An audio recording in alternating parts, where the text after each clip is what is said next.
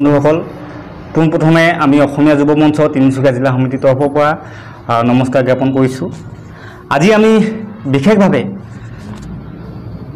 এখন সংবাদমেল আয়োজন কৰিবলৈ লৈছোঁ আৰু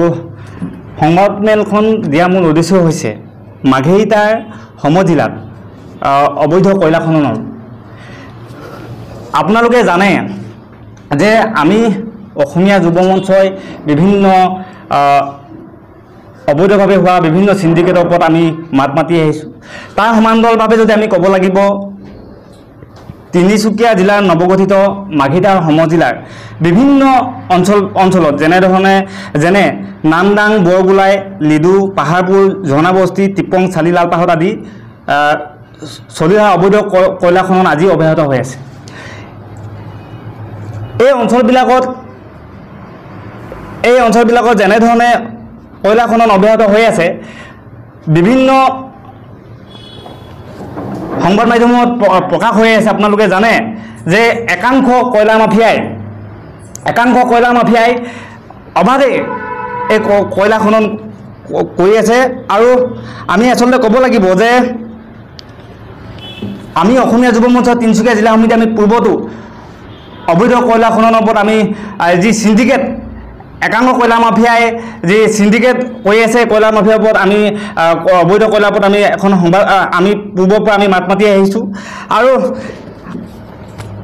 আমি ক'বলৈ বিচাৰিছোঁ যে মাঘেৰিটা সমজিলাৰ বিভিন্ন সংৰক্ষিত বনাঞ্চলত এছাম দুষ্কৃতিকাৰী ৰূপী কয়লা মাফিয়াই একাংশ দুৰ্নীতিপৰায়ণ বিভাগীয় বিষয়াৰ সহযোগত এক প্ৰকাৰ বন ধ্বংসযজ্ঞত লিপ্ত হৈ জীৱকুল তথা জৈৱ বৈচিত্ৰ্যৰ প্ৰতি তীব্ৰ ভাবুকি কঢ়িয়াই আনিছে। এতিয়া কথাটো হ'ল যে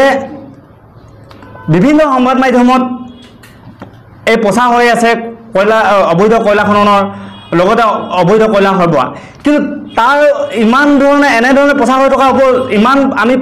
প্ৰতিক্ৰিয়া দিয়াৰ ওপৰতো কিন্তু আজিলৈকে আমি দেখিবলৈ পোৱা নাই যে অবৈধ কয়লাৰ ওপৰত কিন্তু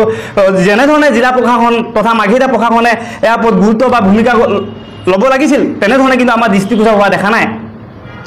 সেয়েহে আজি আমি এই সংবাদমেলৰ যোগেদি আমি অসমীয়া যুৱ মঞ্চ তিনিচুকীয়া জিলা সমিতিৰ তৰফৰ পৰা স্পষ্টভাৱে আমি দাবী উত্থাপন কৰিব বিচাৰিছোঁ, যিসকলে এই কয়লা খনন তথা এই সৰবৰাহৰ লগত জড়িত যিসকল লোক আছে এই লোকসকলৰ ওপৰত কিন্তু এক ব্যৱস্থা গ্ৰহণ কৰিবলৈ আমি অসমীয়া যুৱ মঞ্চ তিনিচুকীয়া জিলা সমিতিৰ তৰফৰ পৰা আমি দাবী জনাব বিচাৰিছোঁ। আৰু আমি ক'বলৈ বিচাৰিছোঁ, আপোনালোকে জানে বিভিন্ন সংবাদ মাধ্যমত কাকত তথা সংবাদ মাধ্যমত বিভিন্ন নামসমূহ কয়লা মাফিয়া বোৰৰ নামসমূহ ইয়াত প্ৰচাৰিত হৈ আছে। আপোনালোকে জানে, আমি নকলোঁ হ'ব যে জনৈক ক্ষেত্ৰী, জনৈক গণেশ, জনৈক গণি এই নেতৃত্বত যে এই অবাধে কয়লা খনন যে হৈ আছে, যে অবাধে যে কয়লা সৰবৰাহ হৈ আছে, এয়া বিভিন্ন সংবাদ মাধ্যমত বা বিভিন্ন এই মাঘেৰিটা আকাশে পতাহে এইবোৰৰ নাম কিন্তু ওলাই থাকে। সেইবাবে আজি আমি সংবাদমেল সম্বোধন কৰিছোঁ আৰু সংবাদমেল সম্বোধন যোগেদি আমি ক'বলৈ বিচাৰিছোঁ যে অতি শীঘ্ৰেই আমি আশা কৰিছোঁ যে যিহেতু মাঘেৰিটা সমজিলা হ'ল, সমজিলা আয়ুক্তকো আমি সংবাদমেলৰ যোগেদি আমি দৃষ্টিগোচৰ কৰিব বিচাৰিছোঁ। আমি জিলা প্ৰশাসনক সমান্তৰালভাৱে আমি জিলা প্ৰশাসনক, আৰক্ষী অধীক্ষকৰ লগতে জিলা প্ৰশাসনকো আমি জিলা আয়ুক্তক আমি দৃষ্টিগোচৰ কৰিব বিচাৰিছোঁ যে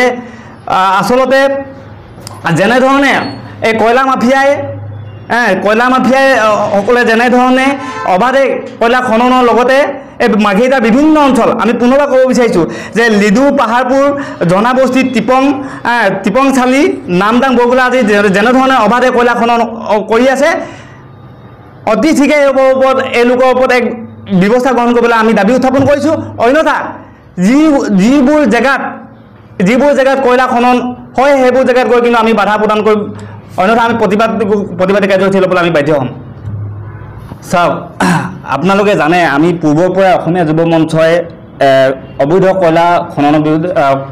খনন যিটো আপুনি প্ৰশ্ন কৰিছে তাৰ বিৰুদ্ধে আমি মাত মাতি আহিছোঁ আৰু আমি প্ৰতিবাদী কাৰ্যসূচী আমি সমান্তৰালভাৱে লৈছোঁ। কেৱল মাত্ৰ ক'বলৈ বিচাৰিছোঁ অবৈধ কয়লা বুলিয়ে নহয়, আমি সমান্তৰালভাৱে আমি ক'বলৈ বিচাৰিছোঁ যে ইমান এটা মানে দুৰ্নীতি হৈছিলে সিন্ডিকেট আটা দুখীয়া লোকসকলৰ ওপৰত এক পেটত গুৰ মাৰিব বিচাৰ লোকসকলৰ ওপৰত কিন্তু আমি প্ৰতিবাদী কাৰ্যসূচী লৈছোঁ আমি ক'বলৈ বিচাৰিছোঁ যে অসমীয়া যুৱ মৰ্চা আমি তিনিচুকীয়া জিলা সমিতিয়ে বিভিন্ন দুৰ্নীতিৰ ওপৰত বিভিন্ন ধৰক কয়লা অবৈধ কয়লাৰ ওপৰত আমি মাত মাতি আহিছোঁ আমি সমাজভাৱে গণতান্ত্ৰিকভাৱে আমি পূৰ্বতে আমি প্ৰতিবাদী কাৰ্যসূচী আমি ল'ম আৰু ক'ব বিচাৰিছোঁ যে আমাৰ কেন্দ্ৰীয় নেতৃত্বই ইতিমধ্যে মুখ্যমন্ত্ৰী মহোদয়ক এখন স্মাৰক পত্ৰ প্ৰদান কৰিছে গতিকে আমি আশা কৰিছোঁ যে চৰকাৰ তথা প্ৰশাসনে ইয়াৰ ওপৰত অতি শীঘ্ৰে ব্যৱস্থা গ্ৰহণ কৰিব আচলতে কথা ক'বলৈ গ'লে এক ৰহস্যজনক কথা কাৰণ আমাৰ এনেকুৱা সন্দেহ হয় মানে অনুভৱ হয় যে ইমান প্ৰতিক্ৰিয়া বা প্ৰতিবাদ কৰি থকাৰ পাছতো ক'ৰবাত না ক'ৰবাত মানে ক'ৰবাত আজি প্ৰশাসনৰ ক'ৰবাত না ক'ৰবাত কিবা মিলি আছে নেকি আমাৰ সন্দেহ উপজে গতিকে আমিও আজি সংবাদমেলৰ যোগেদি আমি ক'বলৈ বিচাৰিছোঁ অতি শীঘ্ৰে যদি ব্যৱস্থা গ্ৰহণ নকৰে তেনেহ'লে কিন্তু আমি আগন্তুক দিনত গণতান্ত্ৰিকভাৱে আমি প্ৰতিবাদ কৰিম